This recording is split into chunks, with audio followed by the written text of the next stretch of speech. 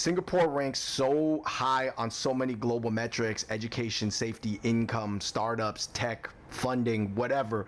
But so many of the youth dream about leaving. Why is that? So I went to a Singaporean-based curriculum in Thailand. I don't want to speak on behalf of all Singaporeans. I have a lot of Singaporean friends, but this is basically what I've understand what they've told me, in the sense that Singapore is quasi-Western democracy and quasi Confucianism. Like, they see a lot of the cool things in America, like the YouTubers, Logan Paul, Kaz and Nat, but then they can't really do those things because the laws are preventing them from doing those things. Right. It's kind of like being an Asian American being raised in a super strict academic family, but at a party high school. Yeah. Because that was kind of my upbringing, man. My middle school was wild. We had people who never studied a book in their life, and I had to do my homework right after school. And I know the Singapore curriculum in high school, at least, they force you to go to particular tracks. And basically, I know the culture in Singapore is that education is number one. Everything's education.